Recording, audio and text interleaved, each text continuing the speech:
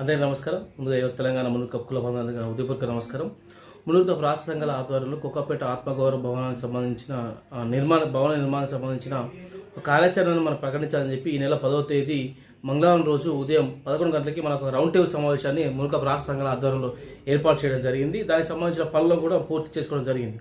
కానీ ఈరోజు గౌరవనీయులు పెద్దలు రాజ్యసభ సభ్యులు ఎంపీ శ్రీ వద్దిరాజు రవిచంద్ర గారు కాల్ చేసి ఈ రౌండ్ టేబుల్ సమావేశాన్ని తాత్కాలికంగా వాయిదా వేసుకోండి, మనం మాట్లాడదాం, చర్చిద్దాం, తప్పకుండా మీ డిమాండ్లపైన మనం చర్చిద్దామని చెప్పి వారి విజ్ఞప్తి చేయడం జరిగింది. వారి విజ్ఞప్తి మేరకు ఎడ్ల రవి గారితో మరియు అలాగే ఉగ్రశ్రీని గారితో వనవాల ప్రవీణ్ కుమార్ గారితో చర్చించిన తర్వాత 10వ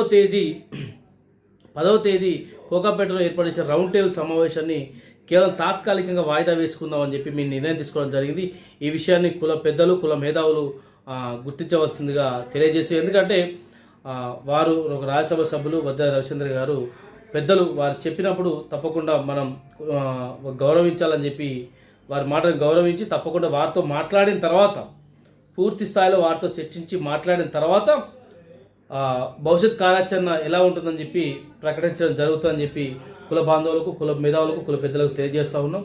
మనం గౌరవిస్తూ ఈ యొక్క సమావేశాన్ని కేవలం తాత్కాలికంగా వాయిదా వేసుకుంటాం. వారితో చర్చించిన తర్వాత భవిష్యత్ కార్యాచరణ ఏంటో అనేది మళ్ళీ మీకు తెలియజేస్తామని చెప్పి తెలియజేస్తూ జై మున్నూరు కప్, జై హింద్.